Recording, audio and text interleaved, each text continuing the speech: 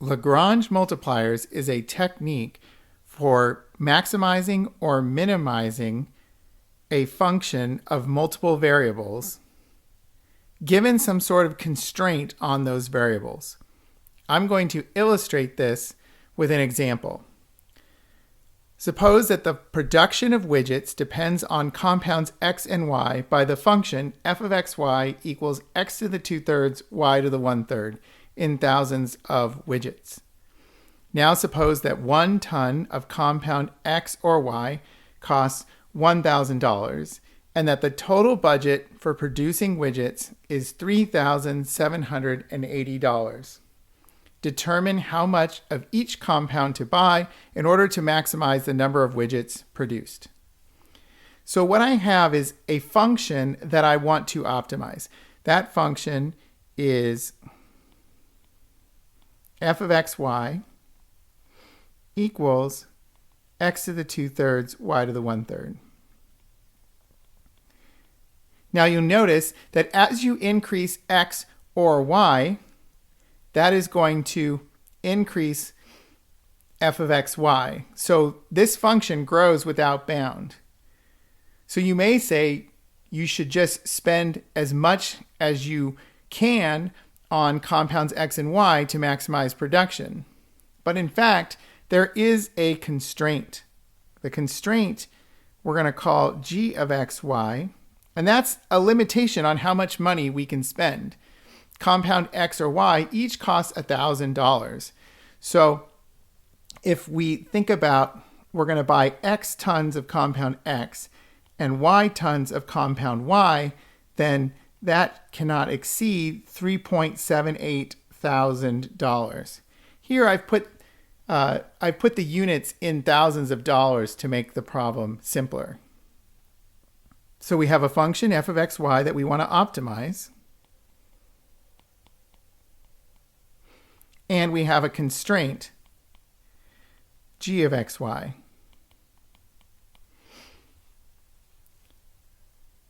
So now, in order to illustrate the technique of Lagrange multipliers, I'm going to look at a contour plot. So on the left side of your screen, you'll see that we have the contours for f of xy, when f of xy is equal to 0.5, 1, 1.5, 2, 2.5, and 3. Okay, so those curves that you see that go from red to yellow, okay, those are the level curves of f of xy. Okay, along each one of those curves, that function f is constant. And then I've also plotted for us the constraint g of xy equals x plus y equals 3.78. Okay, so here, this line is the line x plus y equals 3.78. And we're not allowed to spend any more than $3,780. So essentially, because we're going to want to spend all of the money on compounds x and y, we have to spend an amount that lies along that line. And then the question is, what is the maximum production that we can get by spending within that budget of x plus y equals 3.78? So you'll notice that the line, if I look at it from the top left going down to the bottom right, it crosses the level curves where we get productions of a half, 1, 1.5, 2, and then it kind of comes back down to 1.5. Okay, so along this line, there is a maximum, and it appears to be right about there.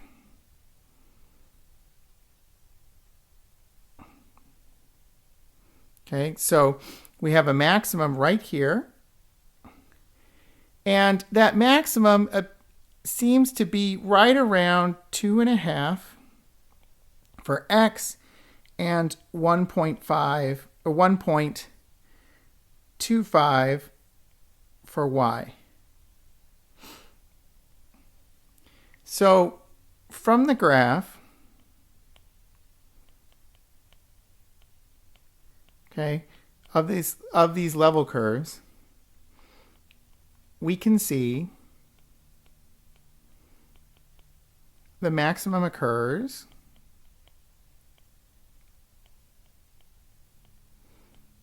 when x is about 2.5, y is about 1.25, and that is approximately a production of 2,000 widgets. So if we spend $2,500 on compound X and $1,250 on compound Y, we should be able to produce about 2,000 widgets. And we can see all that from the graph. But the question is can we develop a technique for determining X and Y? Is there something about this graph that we can observe that will help us understand how to find that point 2.5 and 1.25? Okay, well, I want to use some previous knowledge, okay, that we've developed, okay, and that is that the gradient is perpendicular to level curves. So let's pick another point. Let's pick a point right here. Okay, this is another point where the production in this case is 1.5, but it's along the line x plus y equals 3.78. And I want to observe here that at that point, okay, the gradient of g,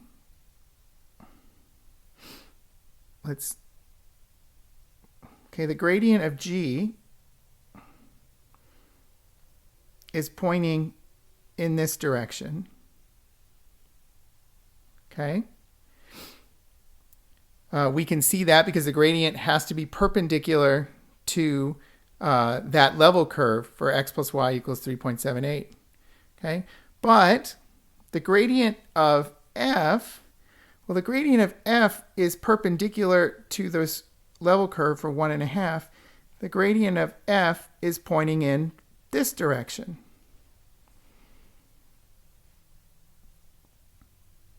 So the gradient of our function f of x, y is pointing in a different direction than, say, the gradient of our constraint. Okay, but now I want to look at that optimal point. If you look at that optimal point there, you'll notice that the gradient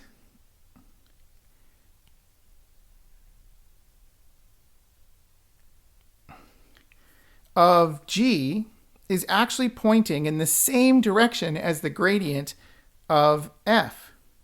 Okay, so I can draw, I'm not sure what the relative sizes are going to be of these, but I can draw them both, okay, for example.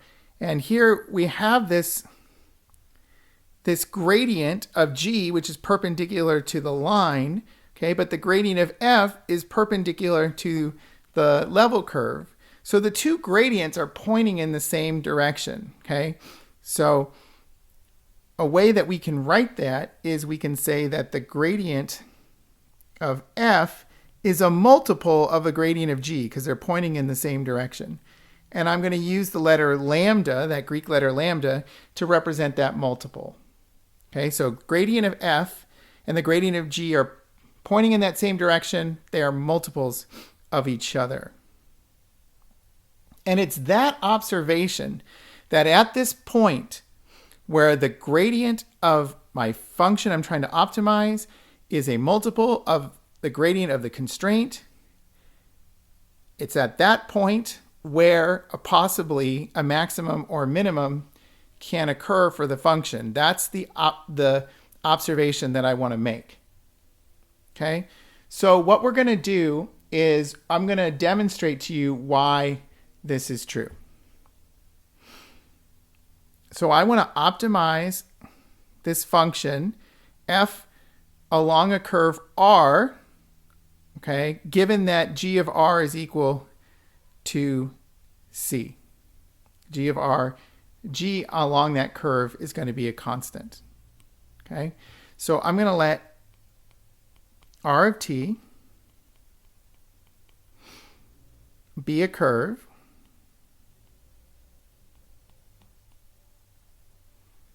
such that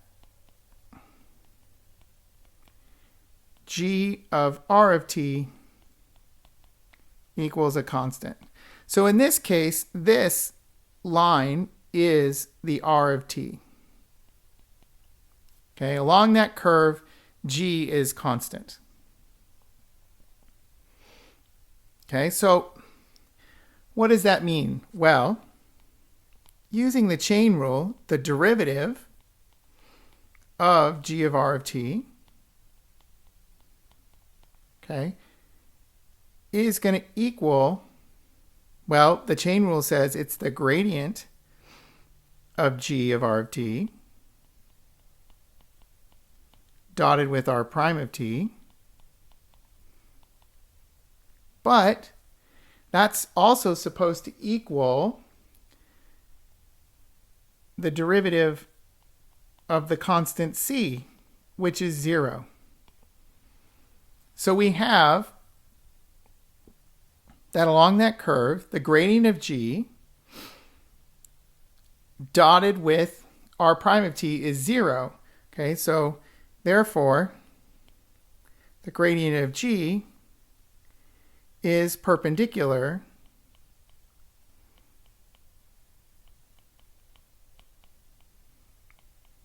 to r of t.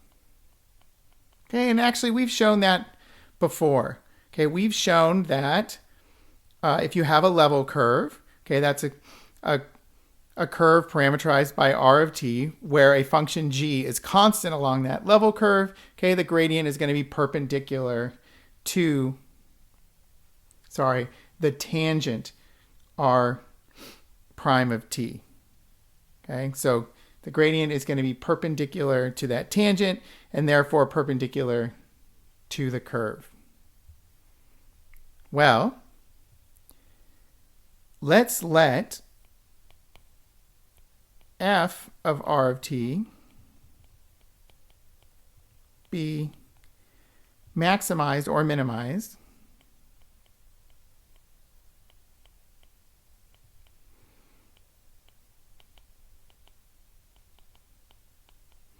at some point, we'll call it t0. Okay, so f of r of t is going to be maximized, minimized at some time point t of 0. Okay, that time point is going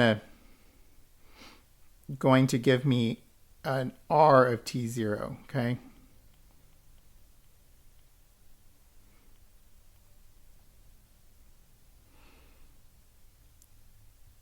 Well, if f is maximized at some point t0 in this case, so we're maximizing it along a level curve. Okay, so f of r of t is going to be maximized at some point t0.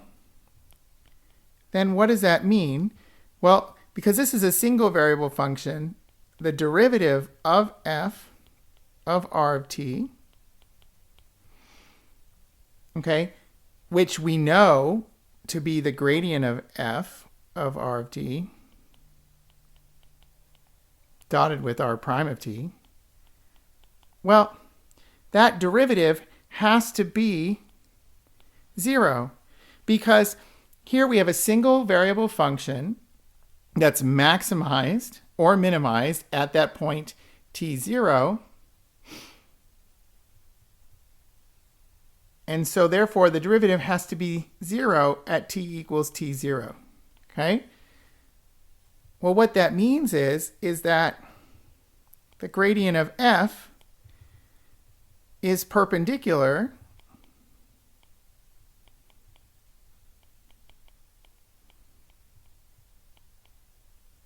to r prime of t0.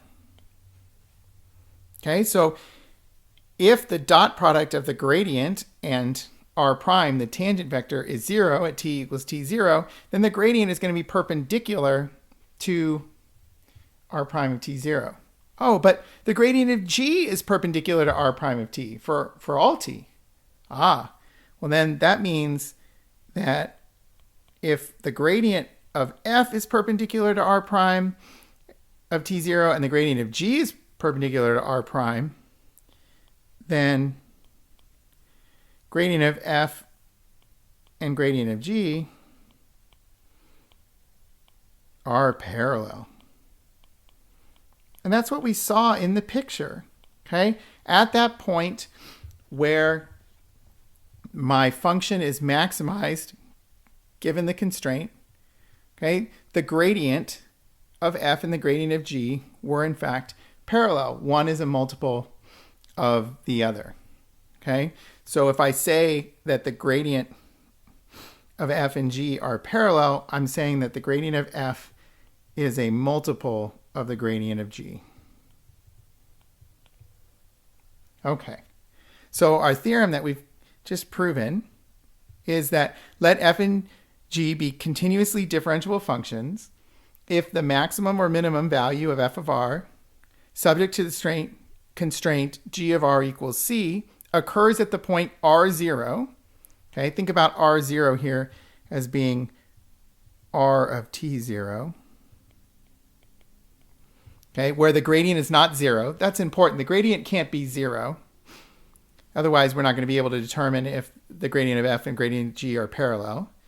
Then for some constant lambda, the gradient of f at r0 is equal to lambda times the gradient of g at r0. One is a multiple of the other. And you may ask, why were we using this Greek letter lambda to represent the multiple? Well, the Greek letter lambda corresponds to the letter L, and so L stands for Lagrange multiplier. So the constant lambda is called the Lagrange multiplier.